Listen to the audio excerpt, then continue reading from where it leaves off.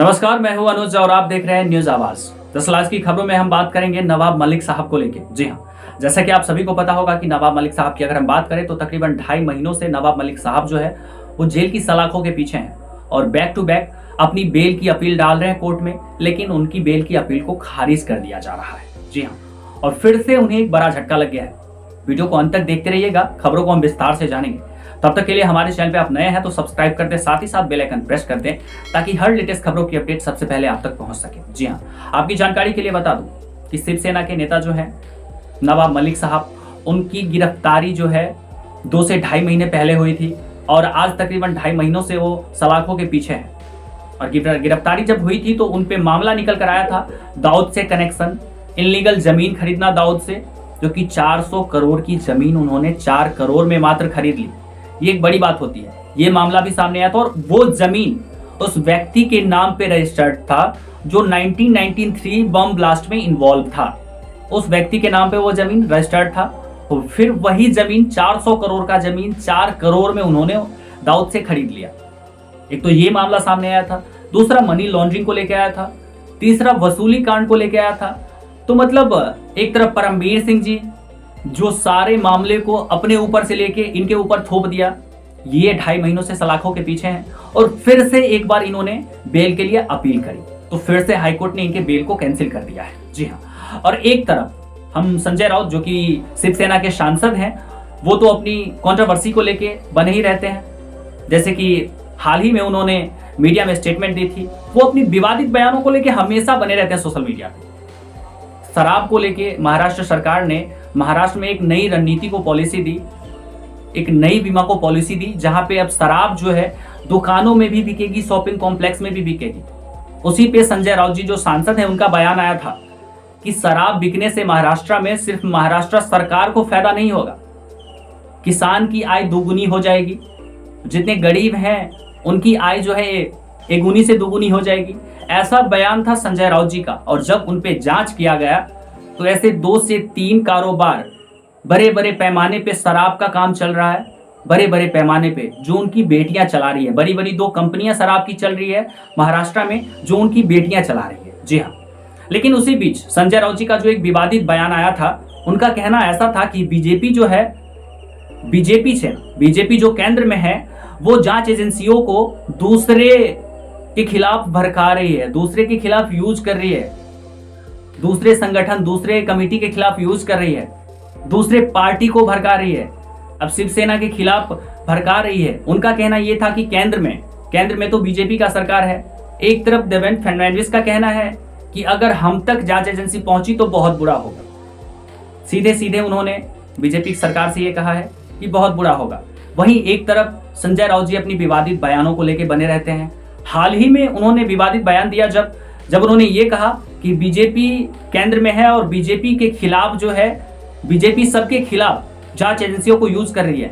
तो फिर बीजेपी ने कहा ठीक है, जब संजय राउत जी इतने बड़े बड़े बयान दे रहे हैं तो एक बार इनसे भी मुलाकात किया जाए। तो फिर संजय राउत जी पे भी जांच होनी शुरू हो गई।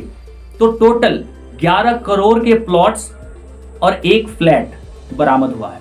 टोटल 11 करोड़ के प्लॉट्स, आप समझ सकते हैं। एक तरफ जहां संजय राउत जी का कहना यह है कि केंद्र में बीजेपी है और बीजेपी जो है सभी पार्टियों के खिलाफ जांच एजेंसियों को भड़का रही है, वहीं एक तरफ इतना बड़ा बड़ा मामला सामने आता है। एक मिनट के लिए मैं मानता हूं कि बीजेपी जो है वो जांच एजेंसियों को दूसरे पार्टी के खिलाफ भड़का रही है। अगर भड़का रही है तो फिर इतना बड़ा बड़ा मामला सामने कैसे आया?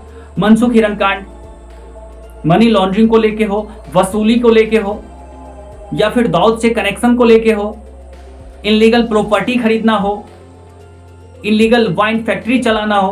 तो जब जांच एजेंसियों को हमारे खिलाफ भड़काया जा रहा है या किसी दूसरे के खिलाफ भड़काया जा रहा है, आपके खिलाफ, आपके सेना के खिलाफ, आपके पार्टी के खिलाफ भड़काया जा रहा है, तो फिर इतनी चीजें कहां से निकल कर आती है?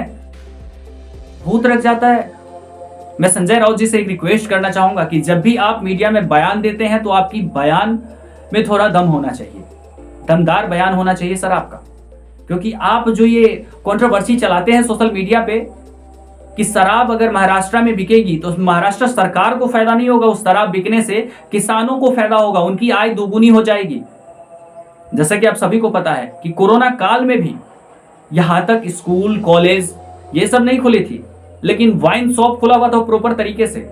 वाइन शॉप खुलती थी महाराष्ट्र में, चाहे वो 3 दिन के लिए खुले, 4 दिन के लिए खुले। बड़ी खुशी की बात है कि लॉकडाउन के दौरान मैं भी महाराष्ट्र में ही था, और महाराष्ट्र में ना कोई एक स्कूल खोली गई, ना कोई एक कॉलेज खोली गई, ना कोई संस्था इंस्टीट्यूशन कुछ भी खोला गया, लेकिन हाँ शराब की दुकान खोली गई प्रॉपर तरीके से। शराब धड़ल्ले से बिक रहा था। ये बहुत बड़ा एक मुद्दा आता है सामने। तो मैं संजय राउत जी से एक ही बात पूछना चाहूंगा, अगर हमारी बात आप तक पहुंच रही हो तो सर मैं आपसे एक बात पूछना चाहूंगा संजय राउत साहब, कि अगर आपका कहना यह है कि बीजेपी केंद्र में है और केंद्र सरकार जांच एजेंसियों को दूसरे पार्टी और शिवसेना के खिलाफ भड़का रही है, उनके नेता के खिलाफ भड़का रही है, तो कैसे नवाब मलिक साहब पे इतने करप्शन सामने आए? कैसे आप पे 11 करोड़ की प्रॉपर्टी और 1 से 2 मकान आप पे आए? ये सब चीजें कैसे सामने आ रही है, मैं समझ नहीं पा रहा हूं। ये चीजें जनता को आप क्लियर करो कि आखिर शिवसेना या फिर शिवसेना की कोई नेता जो कि नीट एंड क्लीन है, अगर उन पे फिर जांच एजेंसियां चलती हैं, जांच एजेंसियां जांच करती हैं, तो धड़ल्ले से ब्लैक मनी निकलता है, प्रॉपर्टी निकलता है, घर बंगला निकलता है, कहां से? आखिर ये पॉसिबल कैसे है? जहां एक तरफ शिवसेना सांसद संजय राउत जी का ये कहना है कि जांच एजेंसियों को भड़काया जा रहा है, तो मैं 1 मिनट के लिए आप सभी व्यूअर से पूछना चाहूंगा कि अगर जांच एजेंसियों को भड़काया जा रहा है, फिर इतना बड़ा मामला कैसे सामने आ रहा है शिवसेना के नेताओं को लेकर? अभी हाल ही में जो विवादित बयानों को लेकर बने रहते हैं संजय राउत, उन्होंने फिर से जो विवादित बयान दिया था बीजेपी केंद्र में है तो जांच एजेंसियों को यूज किया जा रहा है। उसके बाद बीजेपी ने भी सोचा कि नहीं, भाई साहब से भी मुलाकात करनी चाहिए। उसके बाद इन पे जांच होनी शुरू हो गई, और जब इन पे जांच होनी शुरू हो गई तो 11 करोड़ और एक फ्लैट भाई साहब बरामद हो गया संजय राउत जी के पास से। और जब शराब वाला मामला सामने आया था, जब एक नई पॉलिसी को महाराष्ट्र सरकार ने मंजूरी दी थी कि अब शराब जो है दुकानों में बिकेगी, शॉपिंग कॉम्प्लेक्स में बिकेगी महाराष्ट्र में, मतलब सिर्फ ठेका में ही नहीं, अब आप कहीं भी जाके ले सकते हो, आपको लाइन लगाने की जरूरत नहीं है महाराष्ट्र में। अब आप कहीं भी दुकान पे, पान दुकान हो, शॉपिंग कॉम्प्लेक्स हो, कहीं भी जाके आप शराब खरीद सकते हो नॉर्मल तरीके से। जी हाँ, तो इस पॉलिसी को जब महाराष्ट्र सरकार ने मंजूरी दी थी, उसी बीच संजय राउत साहब का एक बयान आया था सामने। जब मीडिया में इन चीजों को लेकर कंट्रोवर्सी चलने लगी तो संजय राउत जी का कहना था कि शराब बिकने से किसानों की आय दोगुनी होगी, जो अभी घाटे में जा रहे हैं उनको मुनाफा होगा। क्या मुनाफा होगा? चलिए फिलहाल जो अभी सबसे बड़ी खबर थी वो नवाब मलिक साहब को झटका देने वाली खबर थी कि नवाब मलिक साहब की याचिका को फिर से खारिज कर दिया गया है और फिर से तकरीबन 2 से ढाई महीने उन्हें सलाखों के पीछे रहना पड़ेगा। ये बड़ी खबर आ रही थी। और एक तरफ जहां नवाब मलिक साहब को 2 से ढाई महीने तक सलाखों के पीछे रहना पड़ेगा, वहीं एक तरफ शिवसेना के सांसद संजय राउत साहब पे भी जांच एजेंसियों की तलवार लटक रही है और बहुत ही जल्द वो भी गिरफ्तार किए जा सकते हैं। मैं आपके लिए एक बड़ी खबर बता दूं, आगे जो भी अपडेट आएगी मैं वीडियो के माध्यम से आप तक रखने की पूरी कोशिश करूंगा, चाहे वो किसी भी पार्टी को लेके हो, किसी भी एजेंडों को लेके हो, कोई भी कंट्रोवर्सी हो, मैं आपके सामने लाने की पूरी कोशिश करूंगा। अभी जो 2 बड़ी खबर थी वो मैंने आपको बताया कि नवाब मलिक साहब की फिर से 2 से ढाई महीने की जुडिशियल कस्टडी होगी, और एक तरफ जो है बीजेपी सांसद कह रहा हूं, शिवसेना सांसद संजय राउत जी, उन पे जांच की तलवार लटक रही है, बड़े बड़े चीजों का खुलासा हो रहा है। और आगे क्या खुलासा होगा?